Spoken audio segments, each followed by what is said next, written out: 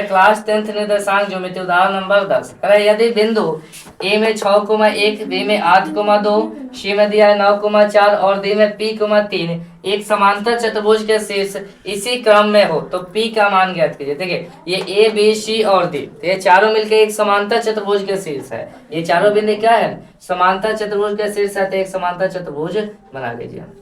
ठीक है, ये क्या है? समांतर चतुर्भुज। इसको मान लीजिए ए, ये बी सी और ये क्या होगा जी? डी। ए बिंदु का निशान कितना है? 6,1। ठीक है, 6,1। ये बी बिंदु का 8,2। ठीक है, सी बिंदु का कितना दिया जी? 9,4 और डी बिंदु का दिया है P,3 है। ठीक है, ध्यान से समझिएगा। तो प्रश्न करा है कि बिंदु ए, बिंदु बी, बिंदु सी और बिंदु डी, ठीक है, एक समांतर चतुर्भुज के शीर्ष है। ये क्या है? एक समांतर चतुर्भुज है और इसी के चारों बिंदु शीर्ष है। तो समांतर चतुर्भुज का विकर्ण जो होता है, ये क्या है? विकर्ण है।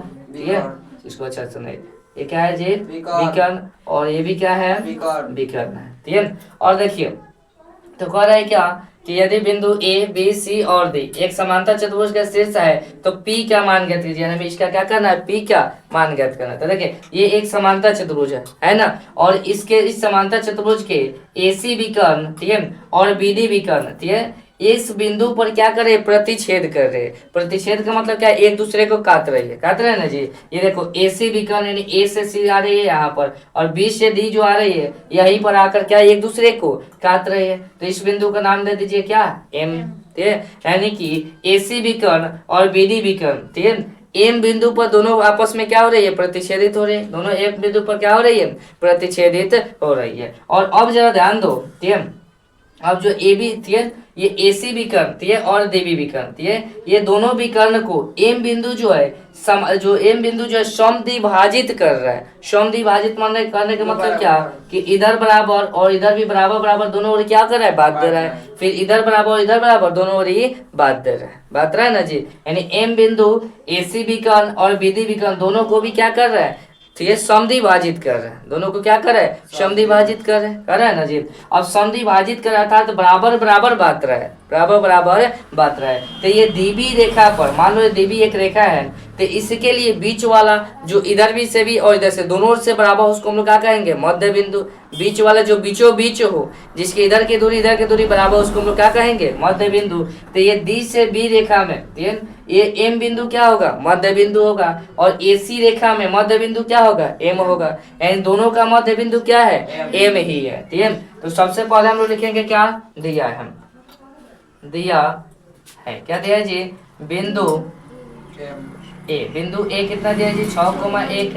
ये बिंदु बी कितना दिया जी? 8,2। ये बिंदु सी दिया है 9,4 और बिंदु डी कितना है जी? P,3 दिया है। P,3 है। ठीक है, अब देखो ये अब हम लोग लिखेंगे क्या कि AC विकर्ण, AC विकर्ण और BD विकर्ण आपस में M बिंदु पर प्रतिच्छेदित कर रहा है। ठीक है, तो लिखेंगे हम लोग कि विकर्ण AC तथा, ठीक है, AC तथा BD विकर्ण, ठीक है, BD विकर्ण बिंदु M पर प्रतिच्छेदित, ठीक है, होती है, प्रतिच्छेदित होती है। ठीक है, तथा एम बिंदु जो है, ये एम बिंदु जो है ये AC का, ये AC को क्या कर रही है? समद्विभाजित कर रही है, अर्थात बराबर बराबर भागों में बांट रही है। और फिर BD को भी एम बिंदु बराबर बराबर भागों में क्या करे? बांट रहे, अर्थात समद्विभाजित कर रही है, यानी कि समान दो भागों में बांट रही है। तो इसको भी हम लोग लिखेंगे कि बिंदु M, ठीक है, बिंदु M विकर्ण AC, ठीक है, AC तथा विकर्ण BD को समद्विभाजित करती है। क्या कर रहे हैं जी? समद्विभाजित कर रही है, कर रही है। यहाँ तो कोई दिक्कत नहीं ना। अब जा देखो, ठीक है, तब तो अब क्या होगा, देखो ये ए भी एक ऐसी एक रेखा है ना, एक ऐसी रेखा बन रहा है ना, कि विकर्ण, ये जो ऐसी विकर्ण है ये एक रेखा बन रहा है, और डीबी भी एक क्या बन रहा है, विकर्ण जो विकर्ण है वो भी रेखा बन रहा है। तो देखो ए से सी दूरी, ए से सी जो दूरी है इसको एम बिंदु एकदम बीचों बीच कहता है, कि इधर भी बराबर और इधर भी बराबर, और जो बीचों बीच रहता है उसको हम लोग क्या कहते हैं, मध्य बिंदु कहते हैं। तो एसी का मध्य बिंदु क्या होगा, एम होगा, एसी का मध्य बिंदु एम, और डीबी का भी मध्य बिंदु एम है, यानी कि दोनों का मध्य बिंदु क्या है, बराबर है, दोनों का मध्य बिंदु बराबर है, यानी कि एम ही है, तो दोनों का मध्य बिंदु बराबर है। तो एसी का विकर्ण और डीबी के मध्य बिंदु का विकर्ण दोनों का एम क्या है, जो विकर्ण क्या, सॉरी मध्य बिंदु क्या होगा, बराबर होगा। फिर से समझो, एसी का विकर्ण एसी और विकर्ण बीडी, विकर्ण एसी और विकर्ण बीडी का मध्य बिंदु क्या है, एम है, अर्थात दोनों बराबर होगा, दोनों के मध्य बिंदु क्या होगा, बराबर होगा। तो हम लिखेंगे तब विकर्ण एसी का मध्य बिंदु, विकर्ण एसी का मध्य बिंदु कितना है, एम, विकर्ण एसी का मध्य बिंदु क्या है, एम, और बीडी का भी बीडी का विकर्ण बीडी का मध्य बिंदु क्या है, एम है, और दोनों का एम है तो दोनों क्या होगा, बराबर होगा। तो हम लोग लिखेंगे तब विकर्ण एसी का मध्य बिंदु और फिर डीबी का डीबी का मध्य बिंदु, डीबी का भी मध्य बिंदु क्या होगा, एम है, डीबी का मध्य बिंदु क्या होगा जी, एम होगा। ठीक है, अब हम लोग क्या करेंगे, अब ध्यान दो कि विकर्ण एसी का मध्य बिंदु एम है, अर्थात एम बिंदु का निर्देशांक निकालना होगा। फिर डीबी का भी मध्य बिंदु क्या है, एम है, अर्थात एम बिंदु का क्या करना पड़ेगा, निर्देशांक निकालना पड़ेगा। और जब मध्य बिंदु के बात आ गया तो मध्य बिंदु का सूत्र क्या होता है, x1 प्लस x2, ये बता में 2, y1 प्लस y2 बता में 2।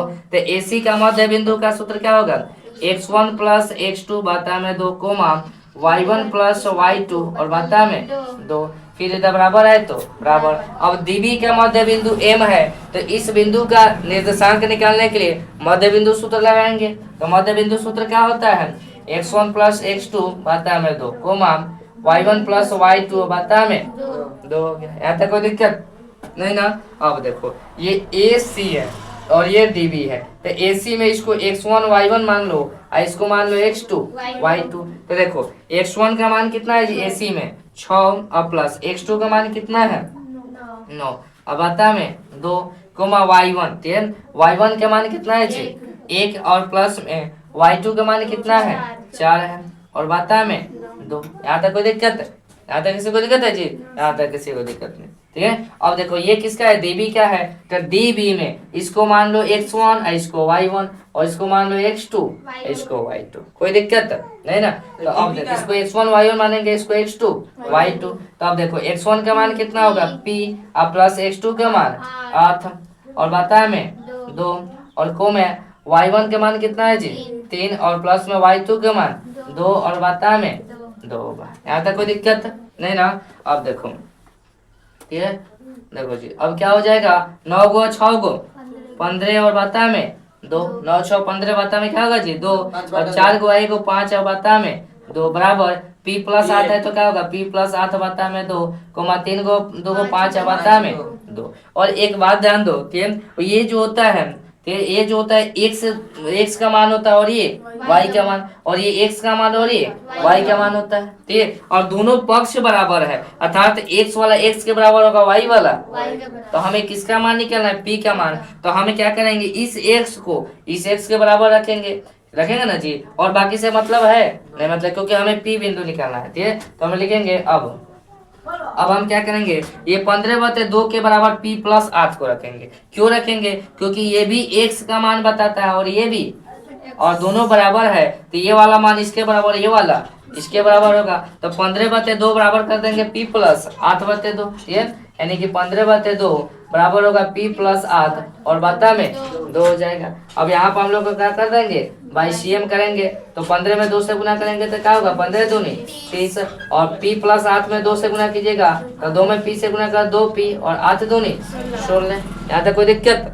अब देखो 16 इधर प्लस में इधर है तो 30 माइनस 16 और बराबर में 2p। अब घटाइएगा तो कितना आ जाएगा, हो जाएगा 10 में 6 गया 4, यहाँ बचा 2 में से 1 गया 1, यानी कि 14 बराबर में दो पी। अब दो इधर गुना में इधर है तो यानी कि 14/2 बराबर में पी कटेगा कितने बार में 7 बार में, यानी कि पी का मान कितना हो जाएगा 7 हो जाएगा, पी बराबर 7 हो जाएगा। ये आंसर। यहाँ तक समझ में आया।